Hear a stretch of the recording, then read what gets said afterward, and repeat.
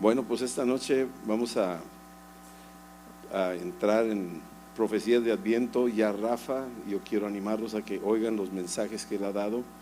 Están nutridos de la palabra de Dios, y como maestro que tiene el don de enseñanza, por favor escúchenlo. Y yo nada más voy a dar la última fase de lo que es esto. Hay mucho que hablar del Adviento. Popularmente el Adviento se le conoce por todas partes. Cuando uno habla de Adviento, pues queremos entender qué es eso, a qué se refiere, pero popularmente se hacen festividades para lo que es la Navidad, el nacimiento de Cristo, y hay una tradición sobre eso. Pero en sí Adviento, ya lo sabemos, significa venida, adventus de latín, y significa venida. Y esto implica de que viene alguien, ¿sí? ¿Quién viene y por qué viene? Esa es una de las preguntas que tenemos que hacernos. Y creo que ya de lo que se vio en las pláticas anteriores, podemos entender de que estamos esperando la venida de alguien, pero ya vino, ¿sí? En la primera fase yo quisiera dividir en dos partes, porque hay dos tipos de Adviento. El Adviento que ya sucedió, que estamos celebrando, el Adviento de la venida de Cristo, el nacimiento de Cristo, eso ya sucedió. Y también el segundo Adviento, que es la segunda venida de Cristo. Y en ambos sectores, en ambas áreas, hay que tratar de comprender qué se hizo en la primera, para el primer Adviento, por qué se esperó la venida de un Mesías, cuál fue el motivo. Ya lo vimos, no voy a adentrarme mucho ahí, ya se vio algo, pero ¿qué fue lo que se nos dijo en ese tiempo? Se nos dijo que Dios mismo vendría a estar con nosotros. A raíz de la caída del hombre, a raíz del pecado de Adán y Eva que nos ha afectado a todos nosotros, y no es que somos inocentes, sino todos culpados. No hay un solo justo, dice la Biblia.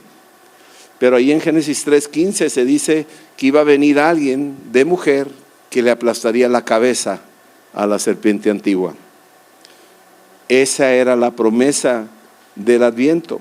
Y hay muchas otras profecías que hablaban al respecto, apuntaban en aquella dirección, que venía alguien a rescatar a la humanidad, a perdonar al hombre, a lavar sus pecados, a darle vida nueva, restituir aquella muerte que había tenido, quitarla y darle vida a su espíritu, vida a su alma y vida a su cuerpo.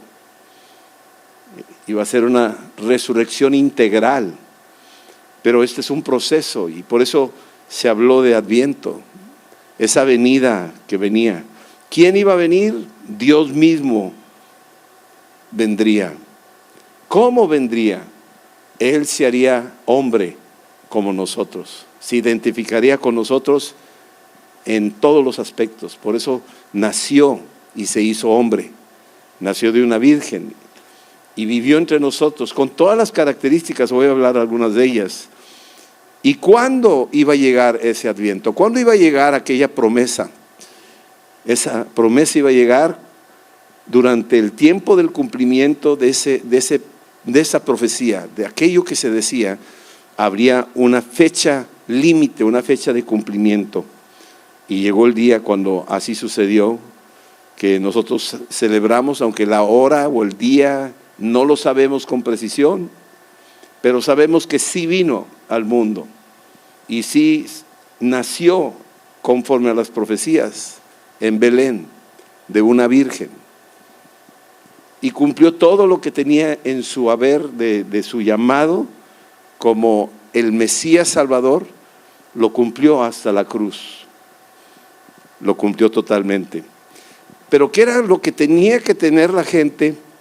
¿Qué era lo que tenía que tener el pueblo como por lo menos algunos requisitos para esa venida de Cristo, esa venida del Mesías? ¿Qué era aquello que se necesitaba tener? ¿Cuáles eran los requisitos para poder entender ese Adviento, esa venida de Cristo? Y hablando en el Antiguo Testamento, que también se aplica para el nuevo, tenían que tener por lo menos fe en la promesa de que iba a venir. Ese es un número uno.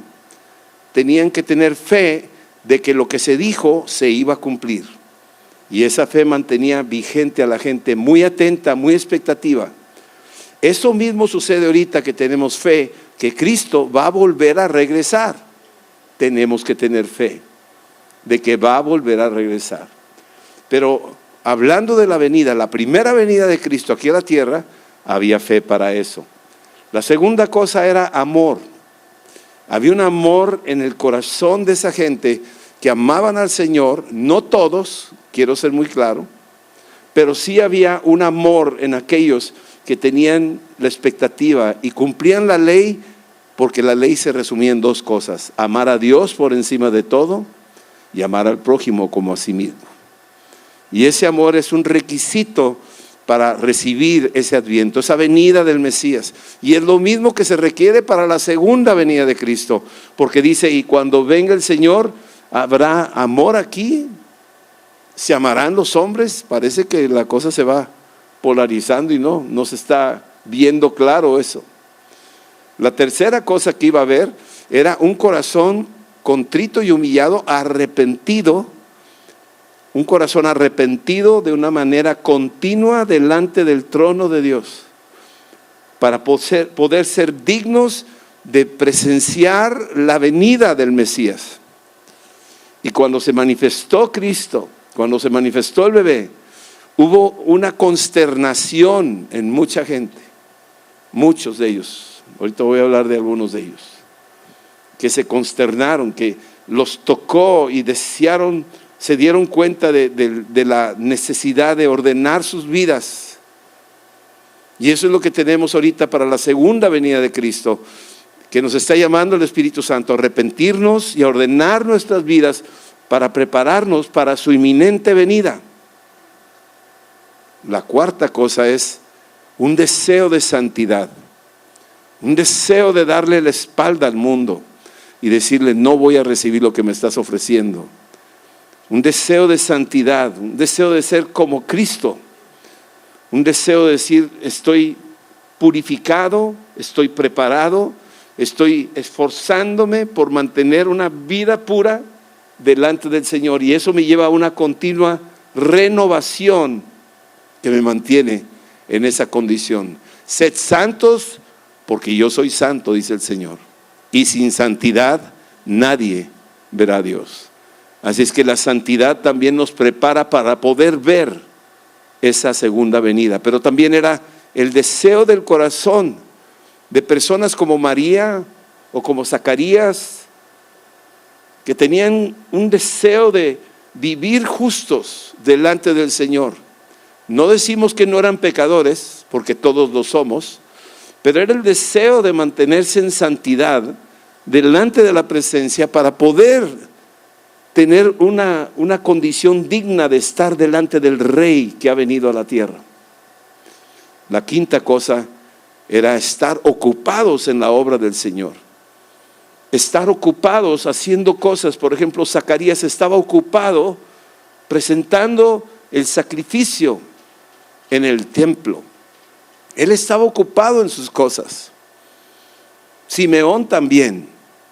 Ana, la viuda de Fenuel, también estaban ocupados en cosas, parecerían pequeñas faenas, pero todo apuntaba hacia la ocupación de las obras del Señor. Eso fue cuando vino Cristo en su primera venida. Pero en la segunda venida demanda que estemos ocupados en las cosas del Señor, que estemos involucrados en la obra del Señor. Yo no puedo quejarme. Yo veo lo que Dios ha hecho aquí en la iglesia, de los ministerios y las diferentes formas en que queremos todos estar involucrados, ocupados en la obra del Señor. Gloria a Dios por eso. Pero aún así no es suficiente, tenemos que seguir adelante. Pero estamos ocupados en la obra del Señor. Vamos, queremos que nos encuentre ocupados. Estarán dos moliendo, uno será tomado y el otro se quedará. Estarán dos arando, uno será tomado y el otro se quedará. O sea, están ocupados en las cosas. ¿Por qué dejó a aquella otra persona? ¿Por qué se llevó a una? porque los demás requisitos se estaban cumpliendo. Tenían fe, amor, vivían una vida de arrepentimiento, de santidad, y Dios sabe quién es quién y no va a ser burlado, y por eso se lleva al que se tiene que llevar. Número 6 es tener la esperanza.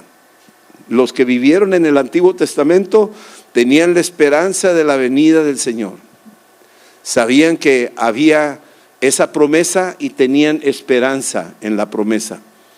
Y cuando llegó aquel cumplimiento, después veremos el canto de María o el canto de Zacarías, esas personas están declarando que su esperanza se había cumplido cuando nació aquel bebé, cuando nació el Mesías, la esperanza que tenían.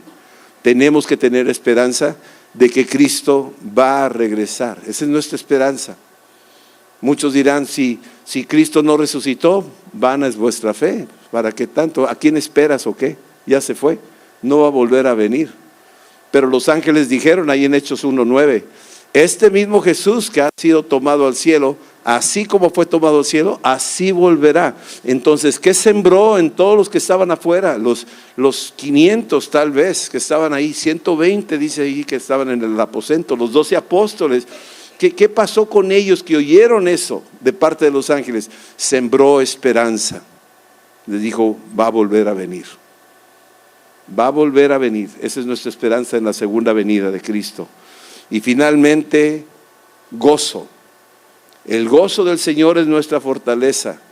En el primer adviento, cuando vino Cristo, hubo gozo. Se gozaron los ángeles más que todo. Gozaos. Y cuando anunciaron a los discípulos o anunciaron a los pastores, todos ellos, de alguna forma, cuando fueron a encontrarse con el bebé envuelto en pañales, había un gozo, ese gozo de encontrar la respuesta a sus pesares. Muchos eran pobres, muchos eran oprimidos por Roma, muchos eran ignorantes, escasos, problemas familiares, no sabemos cuántas cosas tuvieron, pero cuando vieron aquella criatura, vino un gozo sobre sus vidas, porque el gozo del Señor es nuestra fortaleza, y a eso vino el Jesús. Vino a secar nuestras lágrimas en su primera venida. Vino a sanar nuestras dolencias de los enfermos, de los leprosos, de los endemoniados, de los que estaban oprimidos por el diablo. Todo se los fue quitando, y en la medida que se los quitaba, dice, y había gozo en aquella ciudad. ¿Y cómo lo recibieron en Jerusalén? Cuando entró montando un burro, con gozo. Lo recibieron con gozo.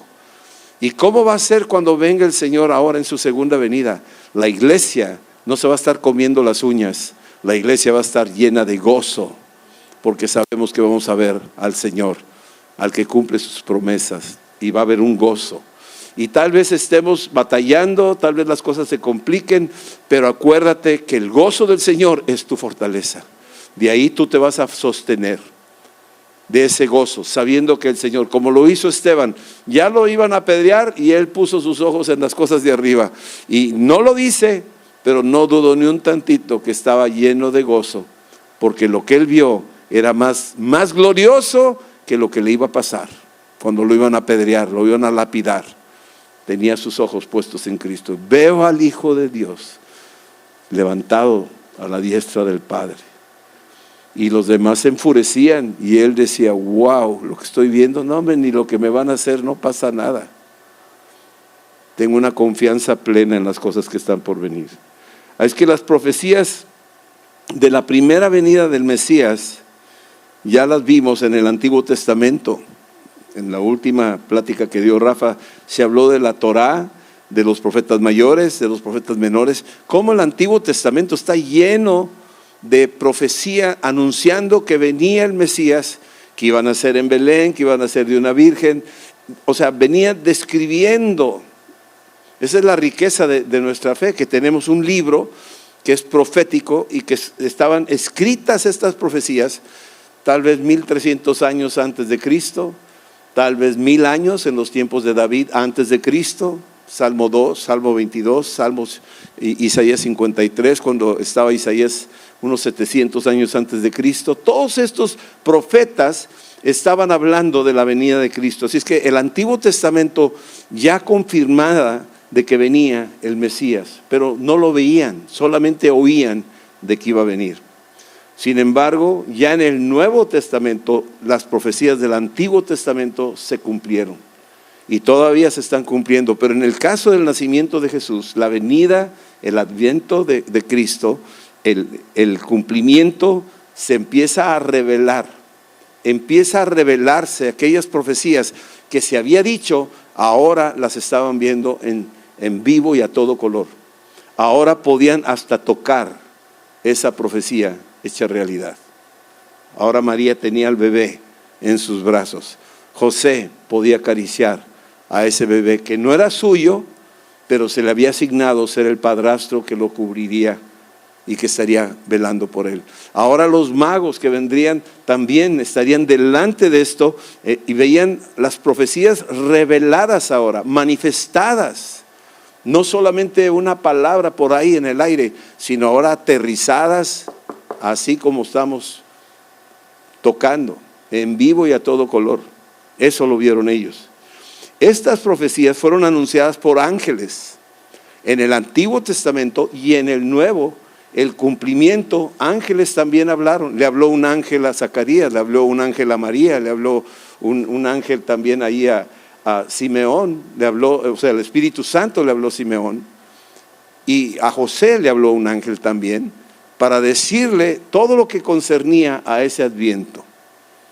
Pero el Espíritu Santo también estaba involucrado en esto, y el Espíritu Santo hablaba y se manifestaba y tocaba las vidas. Un caso ahí estamos viendo a Simeón, que el Espíritu le había dicho, tú no te vas a morir hasta que veas al niño, hasta que veas al Mesías. Ahí no fue un ángel, ahí fue el Espíritu Santo. Entonces vemos cómo Dios de alguna forma estaba orquestando este adviento, esta venida, la primera venida. A Zacarías se le avisó por boca de un ángel que iba a suceder algo especial, que iba a tener un hijo y que iba a ser el que iba a ir pavimentándole el camino al que venía detrás de él, a Jesús. A María se le escogió, bendita eres entre todas las mujeres. Qué afortunada, se le asignó la responsabilidad de ser la que iba a portar al bebé. La escogió Dios. A José, cuando la quiso rechazar, Dios le habló por sueños y se le animó y se le dijo, no la rechaces, recíbela, porque esa criatura te va a salvar a ti. ¿Sí? A Elizabeth, cuando llegó María a visitar a su parienta, a Elizabeth, esposa de Zacarías, estaba embarazada, y cuando llegó ahí se le sobresaltó el bebé que estaba dentro de ella. ¿Por qué? Porque María ya traía el Espíritu Santo, ya venía el bebé concebido, y cuando ella saluda a Elizabeth, ese saludo, ¡pum!, tocó la vida de Elizabeth.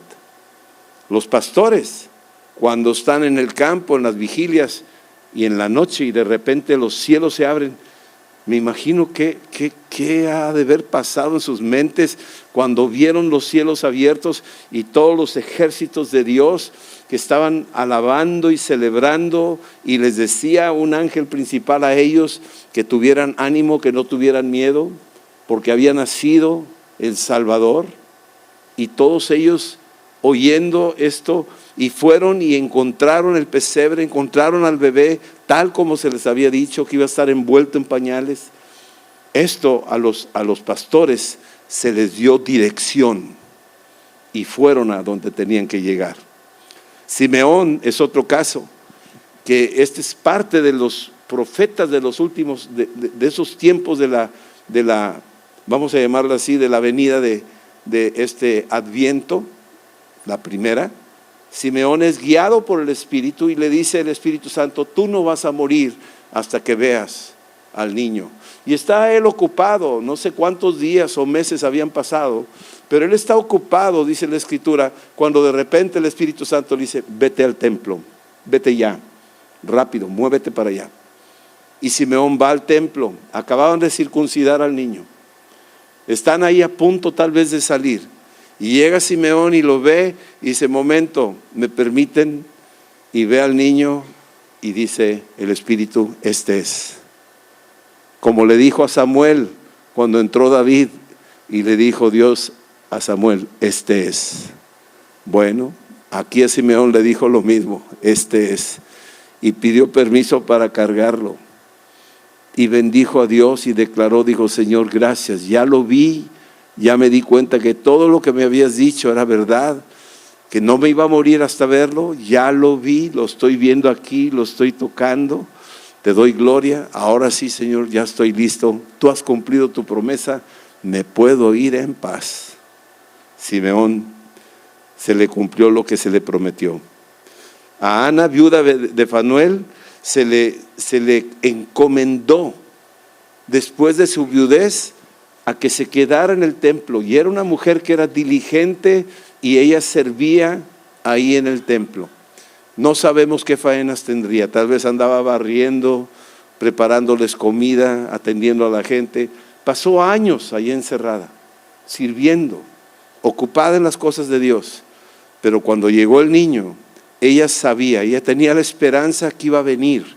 Y cuando ya le tocó ver al niño y saber que había sido ya cumplida la promesa, se gozó y empezó a hablarle a todo mundo con respecto a lo del niño.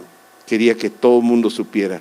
Se le encomendó y lo hizo bien. Ella se mantuvo fiel, no se movió de ahí de donde estaba. Los magos no sabemos ni cómo estuvo esto de que Dios trabaja con magos. Pues yo creo que sí, aunque algunos dicen que eran sabios y tratan de como suavizar la cosa, pero no digo que eran brujos, pero sí, probablemente estoy hablando de gente que buscaba a Dios de alguna forma, a tientas, y eran buscadores de Dios, y de repente en las diferentes formas empezaron a poder interpretar las señales de los cielos, y sabrían ellos de que vendría. Probablemente son descendientes de Daniel, de aquellos magos y astrólogos que había en los tiempos de Daniel. No digo que la astrología sea de Dios, no lo es, pero Dios agarra a los que andan a tientas buscándolo. Por más torpe que sean, dice la Escritura, no los va a permitir que se extravíen. Y yo era uno de ellos. No digo que era mago, pero bueno. Pero sí andaba yo también a tientas, metido aquí, metido allá, buscando en diferentes cosas, porque sabía que había algo más. Y estos magos se encontraron con unas señales que dijeron, esto es el tiempo del cumplimiento, ya se está acercando. Aquí nos dicen esto que sabemos. Probablemente ellos checaron las escrituras, no lo sabemos qué tipo de documentos o papeles tenían. Probablemente eran de Persia, de donde era Daniel en el pasado, y gracias a Daniel detuvo la orden de no matar a los magos ni a los astrólogos, porque a Daniel se le dio la revelación. Pero Daniel intervino para que tuviera misericordia de estos pobres brujos ciegos, para que pudieran tener oportunidad de reconocer al Dios de Israel, y así fue. Y probablemente todo eso quedó registrado como algo dentro de lo que era la historia, y ellos de una generación a otra recordarían de que algo grande había pasado en Persia, en Irán, y que de alguna forma aquí ellos tenían esa esperanza también de que iba a venir alguien. No tenían todo el conocimiento, pero cuando llegan ya van preparados con regalos, ya van preparados, no sabemos cuántos eran, unos creen que eran 3, hasta nombres les han puesto, que la Biblia no dice nada de ellos, que Melchor y Gaspar y Baltasar, y va a saltar el otro, ¿no? O sea, no se sabe nada de eso. Y que si venía en el elefante y en un camello, tampoco se sabe nada de eso, todo ese rollo humano. Lo que sí sabemos es que estos estaban buscando al Señor y fueron guiados por una estrella, y se les reveló a ellos. Y cuando llegaron y se detuvo la estrella, preguntaron. Estos le preguntaron a un rey, a Herodes. Le dijeron, ¿sabes qué? ¿Dónde está el rey de Israel? Acabamos de ver su estrella. Y se molestó Herodes. Así es que a Herodes se le escapó la oportunidad de oro, porque él dijo, díganme dónde está para que yo también vaya a adorarlo. Mentiroso, dijo que iba a adorar, pero no fue a adorarlo. No le interesaba lo suyo. Se le escapó de las manos la salvación. Y luego vinieron los otros, los sacerdotes, porque consultó con ellos y les preguntó, bueno, ¿y ustedes qué saben? ¿Qué saben? ¿Qué dice la Biblia al respecto? Y dijeron, pues aquí dice que tiene que nacer en Belén. Entonces le dijeron a los magos, es en Belén, tiene que ir a Belén. Belén está como 8 kilómetros de Jerusalén, vayan para allá. Allá dice la Biblia que ya. Pero los sacerdotes ni siquiera se inmutaron, ni siquiera les interesó ir a ver si era cierto esto o no. Les dieron todas las fechas, todas las señales, y con eso ni siquiera se movieron, se quedaron ahí donde estaban con su religiosidad. Y también a ellos, dice, se les escapó, se quedaron ciegos, leían la Biblia, pero no la entendían, no la pudieron descifrar, no la pudieron creer. Y los magos siguieron su ruta hasta que lo encontraron, donde se detuvo la estrella. Aquel que dijo que vendría, lo prometió y lo cumplió. Tenemos un Dios que cumple lo que dice. Dijo que vendría, se lo dijo a Adán y Eva, y se pasó de generación en generación la expectativa de que iba a venir un Salvador. Dijo que vendría el Salvador. Los profetas lo anunciaron, y cuando lo anunciaron, se cumplió el día del alumbramiento y nació Jesús. Nació de una manera sobrenatural. Vino al mundo el que consolaba, ahora vino a ser consolado. Lo digo por esto, imagínate un bebé indefenso, me imagino que lloró ese bebé. Jesús lloró de recién nacido. Y cuando lo abrazaba María, el consuelo que Él es el Dios que consolaba, ahora está recibiendo consuelo. Aquel que daba a todos de comer, porque de Él viene todas las comidas para todas las naciones, ahora se tiene que abastecer de la leche de pecho de su madre, siendo Dios. Aquel que dirigía millares de ángeles, millares, que era el Dios de los ejércitos, de repente se hace el vulnerable y cuenta y depende de que lo protejan, de que José lo proteja, porque se había un edicto para matar a los niños. De repente, de donde está, se hace tan vulnerable, tan débil, tan frágil, que nos consterna, nos asombra. ¿Cómo Dios baja a esa condición? Sí. Aquel que nunca había probado el dolor de la soledad, porque está rodeado siempre de ejércitos, miles de millares adorándolo. Tú ves Isaías y dice ahí que están los serafines diciendo santo, santo, santo de día y de noche. De repente viene al mundo y está rodeado de una soledad terrible cuando está en la cruz. Y aquel Dios que nunca muere vino a probar nuestra muerte. Esto es para hacernos pensar lo que es el Adviento, lo que vino a traer aquí a la tierra, lo que venía en Él, todo lo que venía en Él. Y luego entramos a la segunda fase, que ya vino, nació, se manifestó a los hombres, sanó enfermos, ciegos, leprosos, cojos y mancos, hizo tantas cosas, y de repente ya es traicionado, abandonado y llevado a la cruz, y muere en la cruz y derrama su sangre, que eso era lo que traía el Adviento, la sangre. El Adviento trae algo escondido ahí. No es solamente el nacimiento de un bebé, sino lo que contiene ese bebé, la sangre. Es una sangre distinta a las nuestras. ¿Sabes? El padre es el que le da el sexo. Fue tu papá el que te dio a ti el tipo de sexo. Es el que aporta el XY o el YY. O el XX. Yo dije YY, no. Pero es el padre el que aporta esa parte. O sea, fue tu papá el que te asignó, tal vez sin darse cuenta, pero que tuvieras la peculiaridad de lo que eres, del género que eres. Si eres hombre, si eres mujer, lo aporta el padre.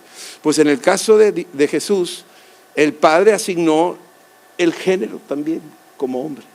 Y no solo se limita a eso, sino el tipo de sangre también. Y la sangre de Jesús es una sangre que no viene de ninguna forma a como pudiéramos entenderlo, porque ya no hay un contacto hombre-mujer, es algo del espíritu.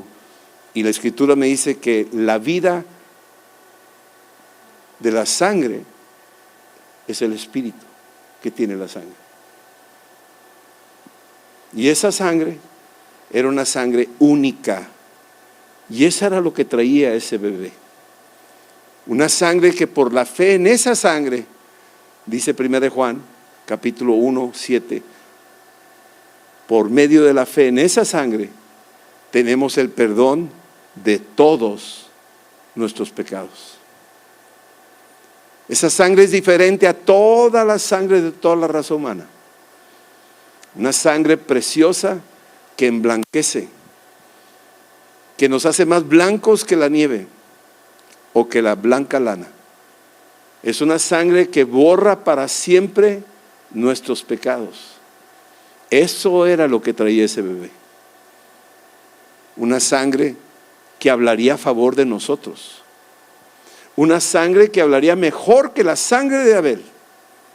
Era la sangre del Cordero de Dios que quita el pecado del mundo. Ese era el Adviento. Ese era el precio del cual ponían la sangre en las puertas para que el ángel de la muerte no pudiera entrar y hubiera Pascua. Esa sangre nos ha dado Pascua a nosotros. Y el maligno no nos toca. Ese es el Adviento de este primer evento, de la primera venida de Cristo. Eso vino a traer, eso vino a derramar aquí en la tierra. Cuando le atravesaron su costado y salió sangre y luego agua, era una señal de que ya no había más sangre. Hasta la última gota fue derramada, queriendo decir que con eso estábamos siendo redimidos, perdonados. En Hebreos 9:14 dice que por la sangre tenemos ahora una conciencia limpia. Si tú traes una mente cochambrosa, una mente atormentada por el pasado o lo que sea, la fe en la sangre de Cristo limpia tu conciencia de obras muertas tuyas. Me sigo acordando, espérate un poquito para que veas el poder de la sangre de Cristo si crees en ella. Y tú dirás, ¿y dónde la encuentro la sangre de Cristo? Cree en ella. Es como decir, ¿dónde está Dios? Cree en Él. Él está aquí entre nosotros. Y esa sangre te limpia de todo pecado, limpia tu conciencia y es un sello de protección. Eso fue lo que vino a traer este bebé. Nos vino a traer eterna salvación. Pero ahora viene la segunda parte del Adviento, anunciado en el Antiguo Testamento también. En algunos lugares se encuentran pequeñas sombras del anuncio de la segunda venida de Cristo, no la primera, que ya nació en Belén, que ya vivió aquí en la tierra, que murió en la cruz y resucitó de los muertos. Esa parte ya está cumplida. Ahora sigue la siguiente es la segunda venida. Está anunciada también en el Nuevo Testamento. De hecho, Jesús profetizó en los pasajes escatológicos, que son capítulo 24 de Mateo, capítulo 13 de Marcos, capítulos 17 y 21 de Lucas. Ahí Jesús anuncia su segunda venida. Explica cómo va a suceder y deja ahí entrever de que hay algo que va a suceder. Ya más adelante en Hechos, capítulo 1, cuando ya sube al cielo, los ángeles dicen, este mismo Jesús así vendrá. En otras partes Jesús decía, y vendrá el Hijo del Hombre, y todo ojo le verá. Y en otras partes del Antiguo Testamento decían, y todos los pueblos y las tribus se lamentarán. Ahí en Ageo dice, y verán al deseado de las naciones. O sea, están hablando de la segunda venida de nuestro Señor Jesucristo. Los incrédulos, ahí en 2 de Pedro 3:4, dice esto. Esto es lo que dicen los incrédulos de la segunda venida de Cristo. Así como dudaron del nacimiento de Jesús y no creyó Herodes y no creyeron los sacerdotes, pues aquí también hay una generación de incrédulos, aún religiosos, no creen en la segunda venida de Cristo.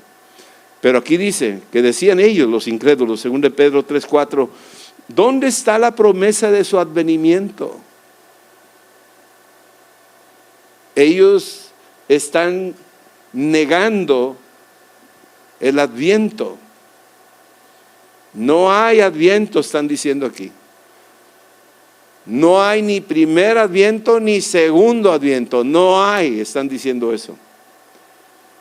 Y sus argumentos son porque desde el día en que los padres durmieron, o sea, sus papás, todas las cosas permanecen así que desde el principio de la creación. O sea, se jactan en sus conocimientos.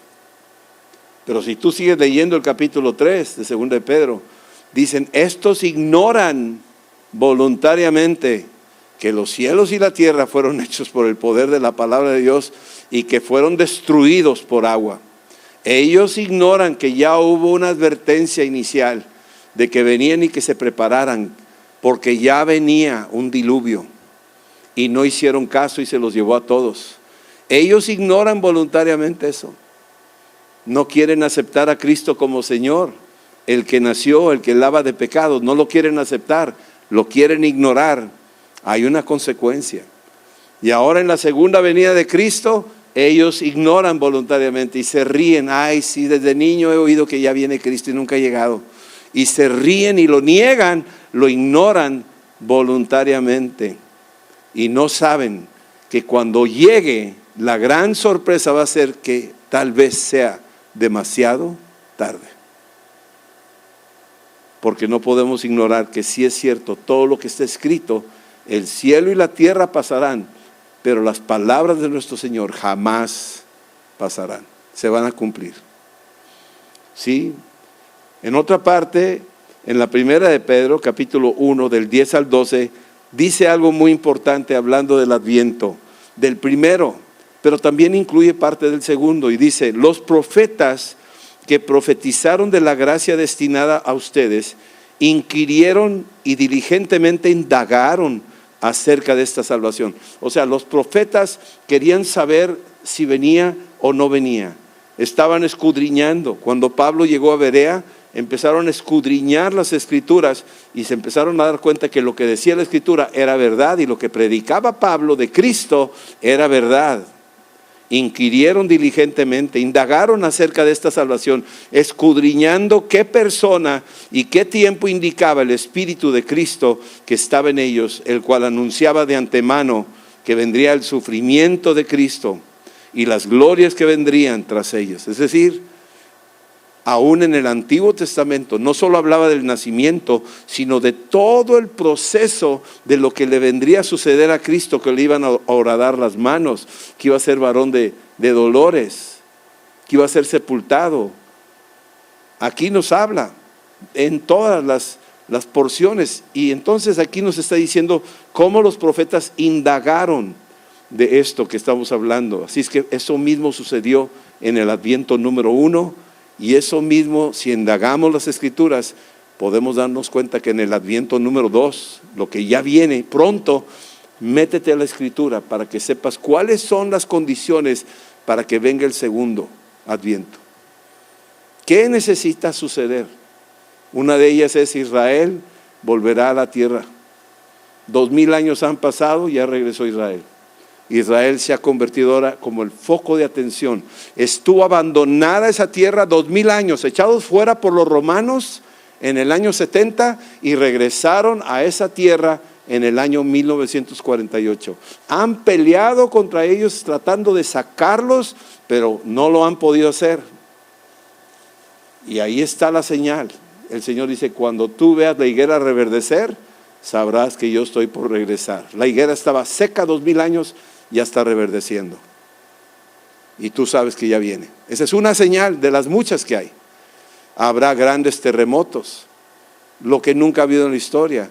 Habrá disolución social, habrá divorcios al por mayor, habrá perversión como en los tiempos de Sodoma y Gomorra, donde hombres y hombres se casaban y mujeres también. Habrá todos esos síntomas, serán las señales de los tiempos del segundo adviento. Son las señales escritas. Y entonces aquí dice que indagaron cuidadosamente, investigando si esas cosas eran ciertas. ¿Por qué? Porque lo dijimos ahorita, para que se prepararan, para que cumplieran con los requisitos que dijimos al principio, que tuvieran fe, que tuvieran amor, que se arrepintieran de sus pecados, que buscaran vivir en santidad. Eso es lo mismo que ahora se requiere para estos últimos tiempos, porque el adviento número 2 ya está en puerta. Así es que el cumplimiento de las profecías de adviento están llegando en un tiempo como el nuestro. Es un tiempo peligroso y es un tiempo de gran ignorancia. Tú agárrate a la persona que quieras allá afuera y siéntate un ratito en un café que ni lo conoces. Le quiero hacer algunas preguntas, me permite, yo le invito al café, pero le quiero hacer unas preguntas. ¿Usted qué me puede decir? ¿Usted sabe que viene Cristo por segunda vez? Y la mayoría, pues sí he oído, pues quién sabe, yo oí Nostradamus y los ovnis y no sé qué, están atiborrados de rollos en sus cabezas, ya los atiborraron de engaño y no van a poderte contestar. Y ahí es tu oportunidad de ocuparte en la obra de Dios y anunciar el Evangelio.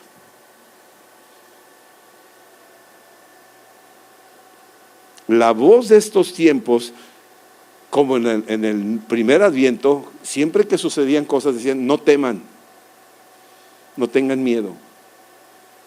El ángel que se le apareció a Zacarías, el ángel que se le apareció a María, en todos estos momentos, no temas, no temas, no temas. Y lo mismo nos dice el Espíritu ahora, que no tenemos por qué tener temor. Sí.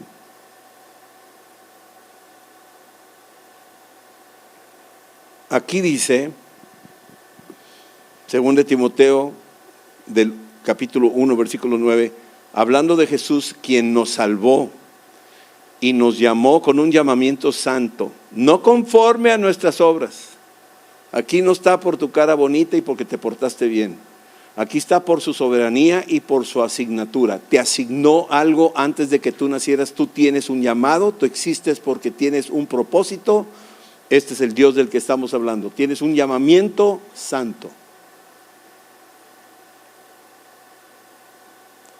No conforme a nuestras obras, sino según el propósito suyo. Dios tiene un propósito con tu vida para haber nacido en este tiempo, que ya vino el primer adviento y ahora viene el segundo. Si tú naciste en medio de estos dos, tiene un propósito para ti. Hay una señal, hay un porqué. Y tú tienes que preguntar qué quieres tú que yo haga, como lo dijo Saulo de Tarso, cuando lo sorprendió el Señor camino a Damasco y lo tumbó y le dijo, Saulo, Saulo, ¿por qué me persigues? Y él responde, ¿quién eres? No sabía ni quién era.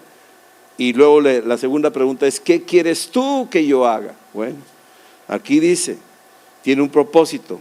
Y la gracia que nos fue dada en Cristo Jesús antes de los tiempos de los siglos, es decir, nosotros antes de todo lo que estamos viendo, el sol y la luna y las estrellas y los árboles y los animalitos y la gente y los países, antes de todo eso, Dios traía un proyecto de vida esta noche para ti y para mí. Dios tenía un plan, un proyecto y lo está cumpliendo. Y lo que busca es que le hagamos caso y nos alineemos con Él hasta que se cumpla.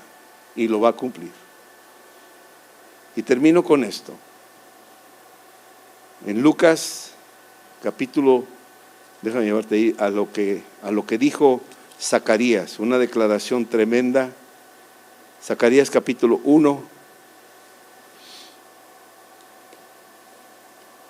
dice aquí, versículos, te lo voy a leer despacio, versículo 67, que estaba mudo porque no creyó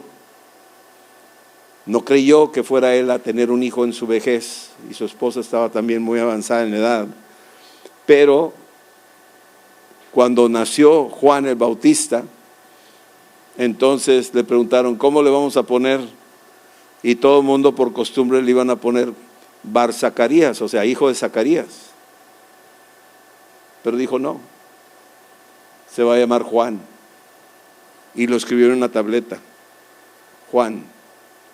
Dijo, ¿cómo? ¿Por qué le pones Juan si no hay ningún Juan en la familia? ¿Tú eres Zacarías? Dijo, se va a llamar Juan. Y cuando sucedió eso, se desató su lengua y empezó a hablar. Y lo primero que empezó a suceder con este hombre fue que empezó a profetizar. ¿Por qué? Porque Elizabeth había sido tocada por el Espíritu Santo que traía María por el niño que traía en el vientre. Así que el Espíritu Santo estaba tocando gente. Versículo 67 dice, y Zacarías su padre fue lleno del Espíritu Santo y profetizó diciendo, bendito el Señor Dios de Israel, que ha visitado y redimido a su pueblo y nos levantó un poderoso Salvador en la casa de David su siervo. Ahí está el cumplimiento. Vino un Salvador. ¿Cuál Salvador? Génesis 3:15. Que vendría a alguien a aplastarle la cabeza a la serpiente antigua. Satanás está vencido y él lo sabe. Está vencido. Los que no lo saben son la gente. Y muchas veces tampoco lo sabe la iglesia o tampoco lo cree la iglesia. Pero Satanás está vencido. No le tengas miedo, él está vencido. Versículo 70. Nos habló por boca de sus santos profetas que fueron desde el principio. Aquí está lo que es el adviento del Antiguo Testamento. Versículo 71. Salvación de nuestros enemigos. Nos salvó no solamente de Roma. Está hablando de enemigos espirituales. Salvación de nuestros enemigos y de la mano de todos los que nos aborrecieron. Para hacer misericordia con nuestros padres y acordarse de su santo pacto. Del juramento que hizo Abraham nuestro padre, que nos había de conceder. ¿Cuál juramento? Tú lee ahí Génesis 22:17, dice, tu descendencia será como las estrellas de los cielos y tu descendencia poseerá las puertas de sus enemigos. Esa es la promesa que le dio Abraham. Y ahora en Cristo nos estamos multiplicando. Y seremos como las estrellas de los cielos, y nuestra descendencia poseerá las puertas de nuestros enemigos. Amén. Versículo 74. Que librados de nuestros enemigos sin temor les sirvamos. O sea, que estemos ocupados en las cosas de Dios. Ya eres libre, ya dejaste la droga, ya dejaste el alcohol, ya dejaste las cosas del mundo. Ahora ya eres salvo, ahora involúcrate en la obra del Señor. Anúncialo, llévalo a todas partes. Y dice aquí, librados de nuestros enemigos sin temor les sirvamos, en santidad y en justicia delante de Él todos nuestros días. O sea, no este es dominguero, no es dominguero este asunto, este es todos los días. ¿Sí? Versículo 76. Y tú niño, le está hablando a Juan, tú niño, profeta del Altísimo serás llamado, porque irás delante de la presencia del Señor. O sea, Juan iba a ser el precursor, iba a ir adelante de Jesús e iba a ir anunciando, he aquí el Cordero de Dios que quita el pecado del mundo, háganle caso a Él. Es lo que decía Juan. ¿Sí? Versículo 77. Porque vas a ayudar para que des a conocer, dar conocimiento de salvación a su pueblo. O sea, la gente tiene que conocer a Cristo. Tiene que conocer a Cristo. Nadie más, no promovemos a nadie más. Aquí la promoción es de Cristo exclusivamente. Para perdón de sus pecados. El único que nos perdona es Cristo. Su sangre es la que nos limpia de todo pecado. El que murió por nosotros es Él, y el que resucitó es Él. el que se sentó a la diestra del Padre es Él, y el que intercede por nosotros día y noche es Él, y el que va a regresar es Él, y el que nos va a llevar con Él es Él. Amén. Versículo 78.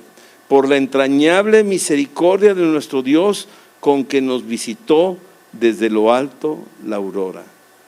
Dios nos visitó desde lo alto. Nos visitó desde lo alto. Jesús, sentado a la diestra del Padre, disfrutando de esa compañía, cuando el Padre le dijo: hijo, vas a bajar, te van a hacer esto. Yo voy, papá, yo obedezco la orden que tú me des. Y bajó el Hijo y lo puso en el altar el Padre y lo sacrificó por amor a nosotros. Y Él obedeció hasta la muerte, y muerte de cruz. Y por eso Dios le dio a Él un nombre que es por encima de todo nombre, para que en el nombre de Jesús se doble toda rodilla y toda lengua confiese que Jesucristo es el Señor, para gloria de Dios Padre, de los que están en el cielo, de los que están en la tierra y de los que están debajo. Toditos nos vamos a rendir delante de Él. Tarde que temprano tenemos una cita y le veremos a Él. Amén. Y bien, esa es la aurora, nos visitó la aurora. Esa aurora vino, versículo 79, para darnos luz a los que habitábamos en tinieblas, en sombra de muerte. Ya tenemos luz, tenemos esperanza, para encaminar nuestros pies por el camino de la paz. Amén. Vamos a orar. Señor, esta noche decimos gracias por haber venido al mundo y cumplir las palabras proféticas dichas por tus profetas. Puntualmente todo se ha cumplido. Viniste a semejanza de hombre, naciste en Belén, en la casa de pan, en un lugar humilde, en un pesebre, porque no había lugar para ti, Señor. Las puertas estaban cerradas, el mesón estaba lleno de gente y el mesonero no te reconoció, no te dio lugar, Señor. Yo te pido que nadie de los que estamos aquí, ni de los que están oyendo este mensaje, nadie cierre la puerta, sino que todos abran sus corazones para recibir a Cristo. Y por más sucio e inmundo que esté el corazón, tú eres el que lo puede lavar con tu sangre, emblanquecer y reposar en nosotros. Ven, Señor Jesús. Yo quiero que le digas esta noche: ven, Señor Jesús, ven a mi corazón y perdóname. Y gracias por venir para salvarnos. Ahora, Señor, prepárame para servirte en estos tiempos, sabiendo que vas a regresar algún día, y quiero estar listo para aquel gran encuentro contigo. Ven, Señor Jesús, ven y úsame, guíame, ayúdame, Señor, a vivir en santidad, lleno de tu amor, lleno de esperanza, lleno de fe, lleno de amor y lleno de gozo. En el nombre de Jesús, Señor. Te doy gracias, Padre. Amén. Amén.